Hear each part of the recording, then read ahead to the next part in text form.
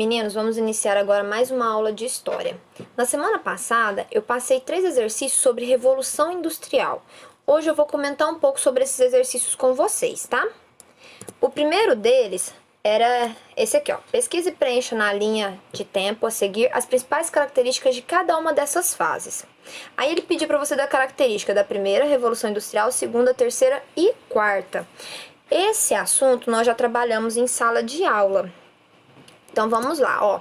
Primeira Revolução Industrial, quais eram as características? Tinha a mecanização do processo de produção através da energia hidráulica. Gente, energia hidráulica vem da água, tá?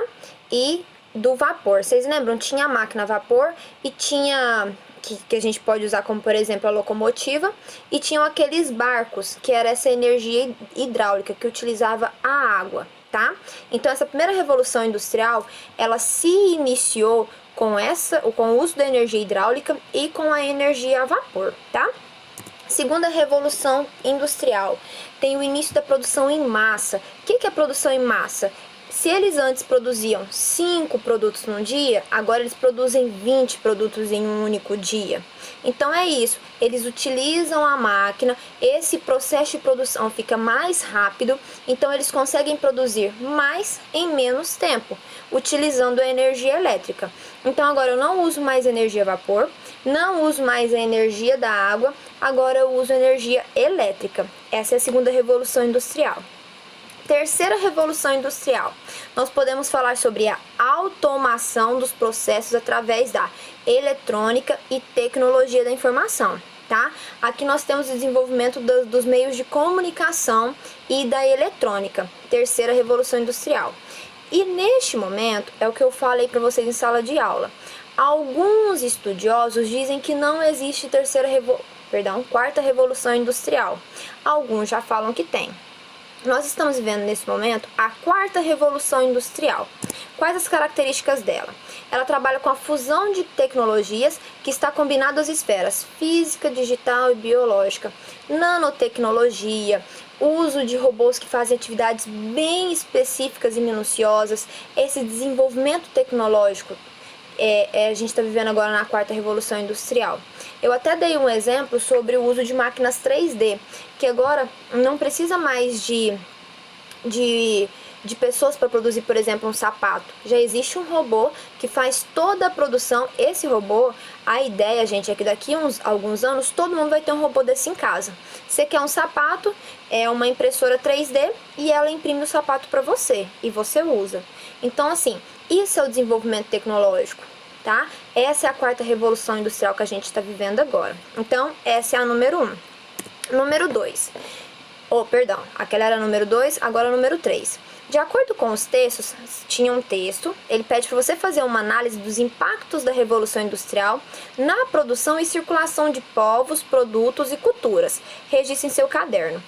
O que você precisa entender sobre isso? Gente, quando iniciou a Revolução Industrial, surgiu o aumento da produção e desenvolvimento de tecnologias, desenvolvimento dos meios de transporte.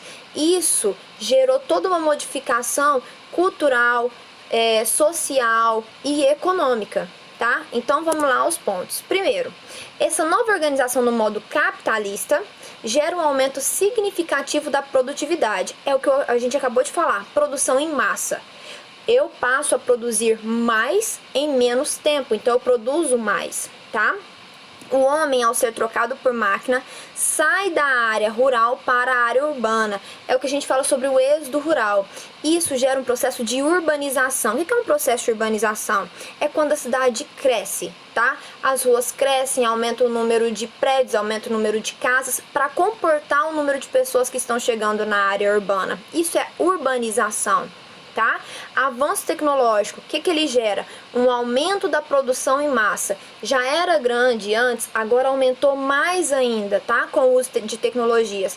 Pensa só, depois da invenção do celular, quantas pessoas tem? Tem pessoas que têm 3 celulares, 4 celulares. O uso do celular se tornou algo quase que obrigatório na nossa sociedade. Então esse avanço tecnológico aumenta a produção, mais ainda do que na época lá da primeira Revolução Industrial.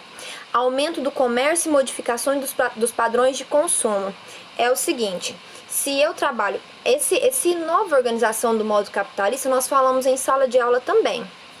Eu trabalho e eu recebo um salário. Se eu trabalho e tenho condições de comprar, eu vou começar a consumir também. Então tem uma modificação nesse consumo, tá? O celular não é só as pessoas ricas que podem comprar. Agora ela se tornou um produto de massa. Várias pessoas podem comprar um celular. Não sei se vocês pararam para perceber, tem pessoas que você percebe que não tem um poder aquisitivo tão alto assim, mas ela consegue adquirir um aparelho celular. Esse consumo, ele generalizou. Agora não são só pessoas ricas com poder aquisitivo que conseguem comprar.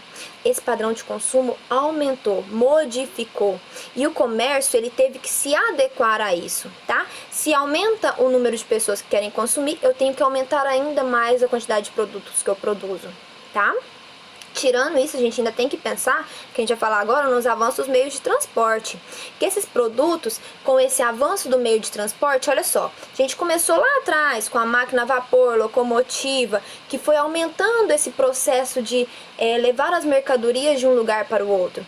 Com esses avanços, agora a gente tem avião, a gente tem barcos, navios, esse transporte de pessoas e mercadorias ficou muito mais fácil. E a gente bate com a questão da cultura. Eu que falei para vocês em sala de aula. Lá no início, as pessoas não ficavam indo de um lugar para o outro, porque não tinha esse desenvolvimento desenvolvimento dos meios de transportes. Aí, a partir dessa revolução industrial, as pessoas podiam viajar, as mercadorias eram transferidas para outros lugares de uma forma muito mais rápida. Então começou a ter uma mesclagem de culturas, tá? A cultura brasileira começou a se misturar com as outras culturas, tá? E a outra questão extremamente importante são o avanço dos meios de comunicação. Diminui a distância entre povos, ou seja, agora eu não preciso mais sair de onde eu tô para conseguir conversar com uma pessoa do outro lado do mundo. Eu posso usar o celular, eu posso usar meu notebook, eu posso usar meu tablet, eu uso as redes sociais, tudo pelo uso da internet. Então, se vocês pensarem nesses pontos, a gente tem a resposta da questão número 3, que são os impactos na produção, circulação de povos, produtos e culturas. Essa é a número 3, tá? E a número 4, ela traz uma tirinha. Batente, aí vem. Meu laptop tem 8 GB de memória. Aí ele continua. Em meu smartphone posso armazenar mais de 2 milhões de informações. Ainda posso transportar centenas de dados no meu pendrive, sem contar com as 10 mil músicas no meu iPod. E aqui, quanto cabe? Apontando para a cabecinha dele. Umas 3 ideias mequetrefes no máximo, e olhe lá. A questão é a seguinte: a tirinha reproduz uma crítica recorrentemente direcionada aos impactos gerados pela terceira revolução industrial. Vamos lembrar, gente, terceira revolução industrial, eu estou tratando sobre desenvolvimento tecnológico, tá? Nos quais podemos assinalar. Letra A excessiva capacidade de memória dos aparelhos industrializados. Ele está fazendo uma crítica à capacidade de armazenamento desses produtos industrializados? Não, ele não está fazendo uma crítica a isso, tá? Vamos lá, letra B. A superioridade do desempenho dos produtos face à capacidade humana. Ele está comparando e falando que o desempenho dos produtos é maior do que a capacidade humana. É essa a crítica dessa charge? Letra C. A alienação gerada pelas facilidades promovidas pela tecnologia. Letra D. O processo de substituição do homem pela máquina no campo produtivo industrial. Ou letra E. O desequilíbrio entre o excesso de informações e a incapacidade de armazená-las. Vamos pensar, gente. Ele está falando sobre a capacidade dos produtos industrializados, né? E aí lá no final ele pergunta, e na sua cabeça, cabe quanto? Pensa só, gente, se eu tenho um celular que ele cabe 60 GB de memória, de fotos e arquivos e tudo. Se eu tenho um notebook que cabe mais sei lá quanto, eu preciso ficar gastando tempo guardando as coisas na minha cabeça? Não. Então, o que ele está falando? Sobre a alienação, tá? Gerado pela facilidade promovida pelas tecnologias, tá?